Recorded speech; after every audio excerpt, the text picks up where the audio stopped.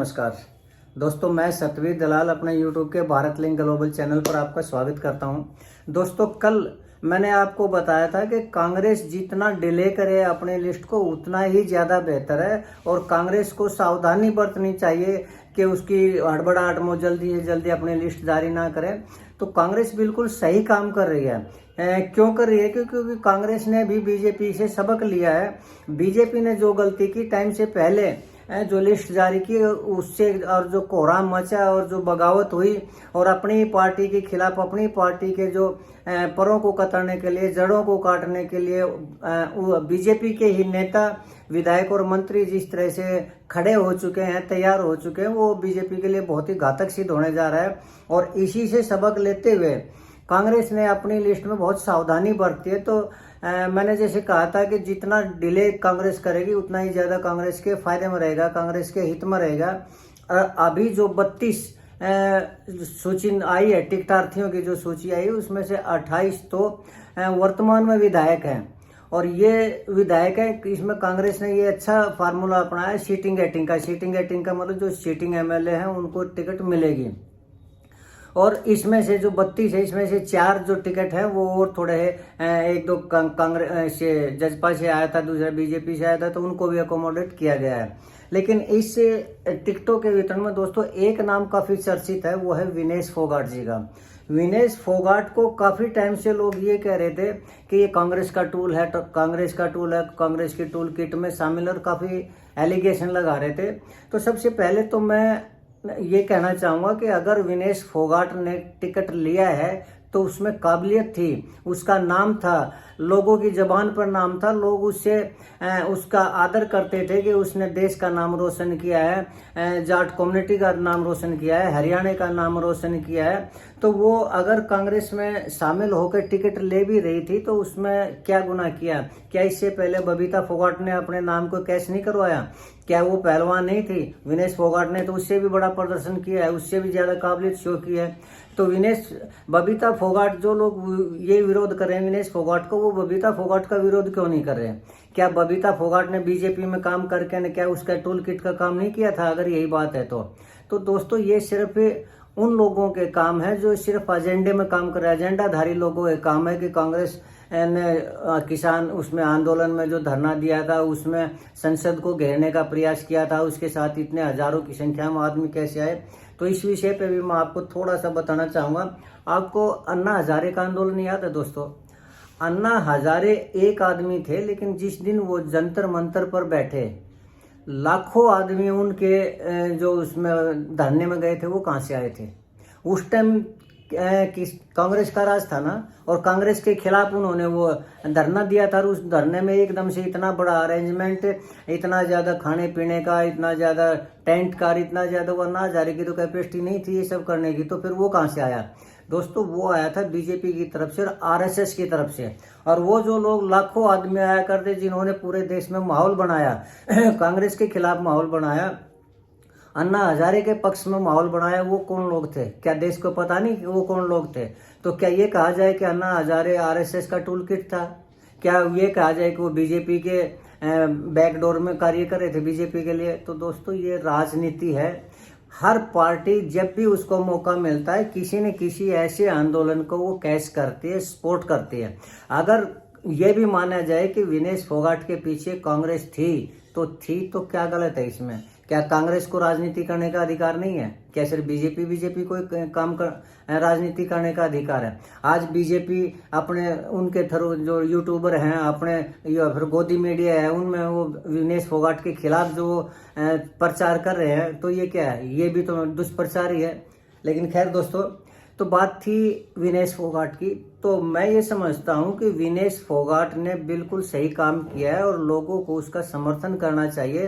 क्यों? क्योंकि जितना संघर्ष विनेश फोगाट ने किया है, और खासकर एक कद्दावर आदमी के खिलाफ, ब्रजभूषण जिसके के बारे में कोई सोच भी नहीं सकता था कि वो उसके खिलाफ भी कोई खड़ा हो सकता है, तो उसके खिलाफ खड़ा होने की जो हिम्मत की वो विनेश फोगाट ने की, बजरंग पूनिया ने की। बजरंग पूनिया के नाम से थोड़ा मेरे को ध्यान आया दोस्तों कि विनेश फोगाट को टिकट मिली है और बजरंग पूनिया ने टिकट नहीं ली।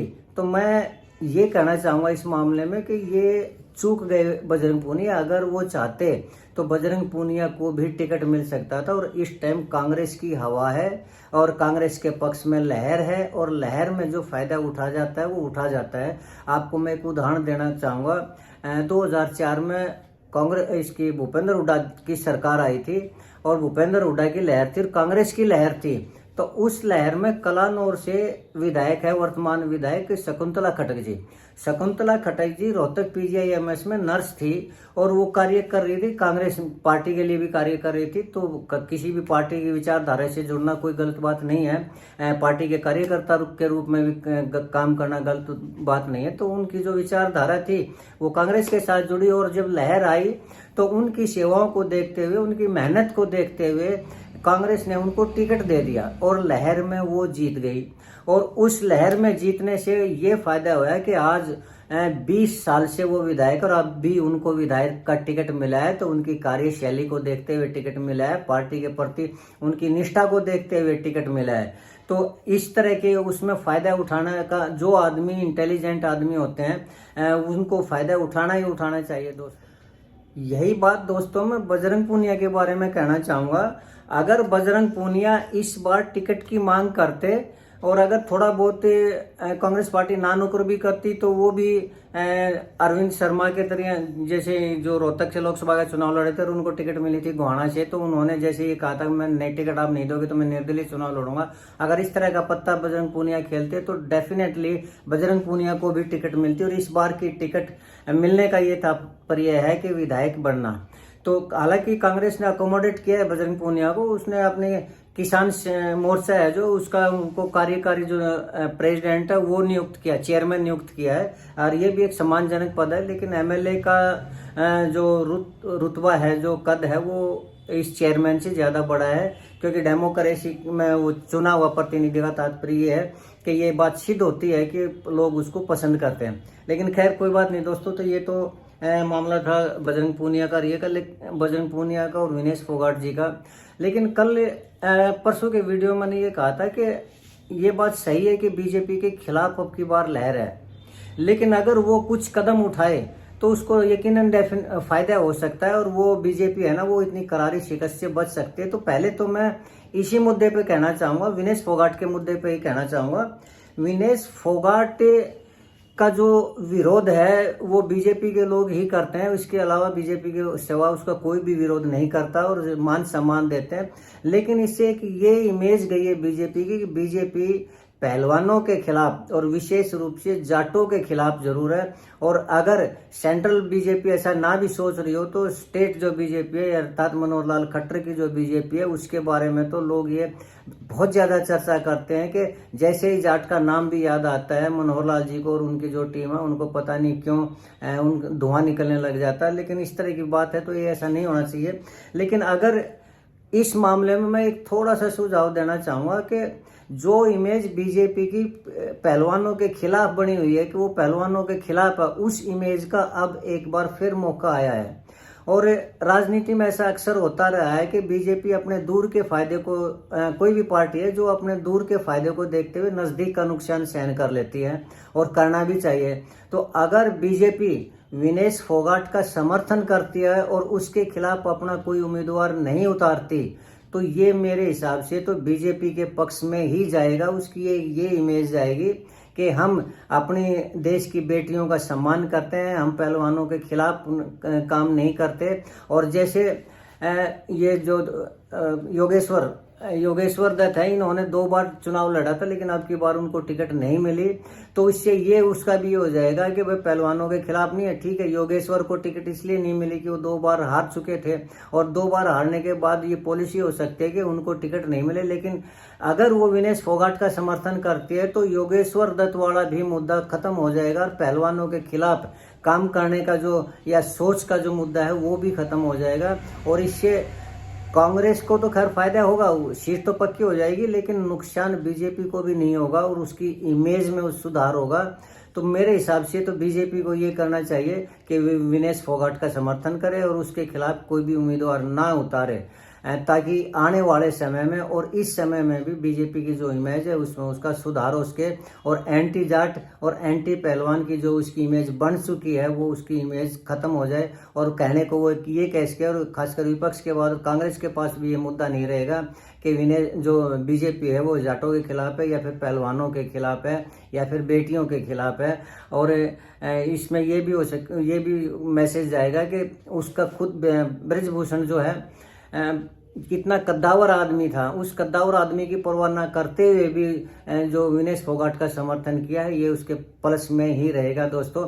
तो आज के लिए मैं इतनी चर्चा करना चाहूँगा, लेकिन मैं एक चीज़ और कहना चाहूँगा कि मैंने ये कहा था कि कुछ ऐसे कदम हैं जो बीजेपी को उठाने चाहिए और अब भी बीजेपी हारी हुई बाजी को जीत सकते। तो उसमें से एक कदम मैंने बताया था, दूसरा ये स्टेप बताया था विनेश फोगाट का समर्थन करने का, और जो तीसरा स्टेप मैं बताना चाह रहा हूँ वो है अग्निपथ योजना। और उसमें ये जो अग्निवीर भर्ती होते हैं ये दोस्तों मेरे हिसाब से तो हरियाणा के लिए क्या पूरे देश के युवाओं के लिए नुकसानदायक बात है। और इसके अंदर अगर बीजेपी इस चीज़ को ख़त्म कर दे, अग्निवीर योजना को, अग्निपथ योजना को अगर बीजेपी ख़त्म कर देती है तो ये भी प्लस पॉइंट में जाएगा। और जो युवाओं में असंतोष की भावना है वो भी कुछ हद तक उसमें ख़त्म हो जाएगी और फिर से एक नई जान आएगी युवाओं के अंदर जो देश की सेवा करना चाह रहे हैं और जो रोजगार तलाश करना चाह रहे हैं। आज वैसे भी रोजगार खत्म हो चुके हैं, बीजेपी ने बिल्कुल रोजगार खत्म कर दिए। सिर्फ एक ही ऐसा रोजगार बचा है वो है भारतीय सेना, जिसमें अपने दम पर अपनी काबिलियत में देश के जो युवा हैं चाहे वो किसी भी स्टेट के हों वो उसमें सेलेक्ट होते हैं और अपने कैरियर को बनाते हैं अपनी काबिलियत के दम पर। लेकिन इस मिलिट्री के अलावा और कहीं पर भी युवाओं के लिए कोई भी भविष्य दिखाई नहीं देता आज के दिन।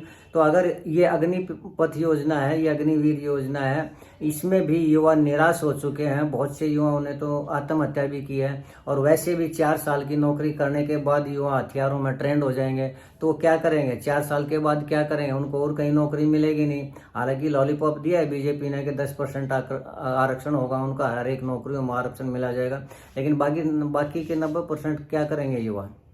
वो या तो गैंगस्टर बनेंगे या गैंगस्टरों के शूटर बनेंगे या फिर खुद लूटपाट करेंगे और इस तरह के जो घटनाओं में वो स्लिप मिलेंगे आपको। और इस तरह की 1-2 घटना हो भी चुकी है जो इस सैलरी से कुछ ऐसे अग्निवीर हैं जिन्होंने मिलिट्री में हथियार चलाने सीखे और लूटपाट में शामिल हो गए। क्यों? क्योंकि उनको ये 30-35 हज़ार रुपये की सैलरी रास नहीं आ रही थी और उनको अपना भविष्य दिखाई नहीं दे रहा था कि आगे पेंशन मिलेगी या नहीं मिलेगी। और रही बात 4 साल के बाद जो 25% हैं उनको अकोमोडेट करने की, तो वो भी उनकी नए सिरे से अपॉइंटमेंट होगी। नए सिरे से जो उन्होंने 12 साल का टाइम दिया उसमें 12 साल में पेंशन नहीं होती। तो ये भी एक सेंट्रल गवर्नमेंट का युवाओं के साथ एक धोखा है कि उनको पेंशन 25% को भी पेंशन से वंचित करना। और भारतीय मिलिट्री में जो आज 13-14 लाख की सेना है उसको 75% हर साल घटाना, यानी 3-3.5 लाख लेके आना और उसमें भी पेंशन खत्म करना, ये देश के युवाओं के लिए, उनके परिवारों के लिए जो भारतीय सेना में सेवाएं देते हैं, अपनी जान जोखिम में डालते हैं, उनको आगे ऐसे ही छोड़ देना, उनके परिवार का उनकी सेवानिवृत्ति के बाद ध्यान न रखना, ये बहुत ही घातक सिचुएशन है। तो मुझे लगता है कि बीजेपी को अग्निवीर योजना बंद कर देनी चाहिए और जैसे मिलिट्री में भर्ती हुआ करती वो मिलिट्री में भर्ती जो है ना उसको खोल देनी चाहिए। इसी से भी इमेज बनेगी बीजेपी की और जो इमेज खराब हुई युवाओं के अंदर जो खराब हुई है वो उस इमेज से भी बचा जा सकता है। तो ये 3 स्टेप मैंने बताए, बाकी के जो और स्टेप है वो कि बीजेपी हारी हुई बाजी वो कैसे जीत सकती है, मैं उन पर भी आने वाले वीडियो में चर्चा करूंगा दोस्तों। तो आज के लिए इतना ही। अगर आपको मेरा ये वीडियो पसंद आया तो मैं आप लोगों से गुजारिश करूंगा कि आप लोग मेरे इस वीडियो को लाइक करें। और दोस्तों मैं सही हूँ या गलत हूँ ये तभी पता चलेगा जब आप लोगों के कमेंट आएंगे, आप लोग मुझे बताएंगे। तो मैं आपसे ये गुजारिश करना चाहूँगा कि आप कमेंट जरूर करें दोस्तों, और मेरे चैनल को सब्सक्राइब जरूर करें ताकि मेरा थोड़ा हौसला बने और इसी तरह मैं आप लोगों के सामने अपने विचार रखता रहूं और जो ज्वलंत मुद्दे हैं उनके ऊपर आप लोगों से चर्चा करता रहूं। इसके साथ ही एक बार फिर से आप लोगों का बहुत बहुत धन्यवाद। नमस्कार, जय हिंद, जय भारत।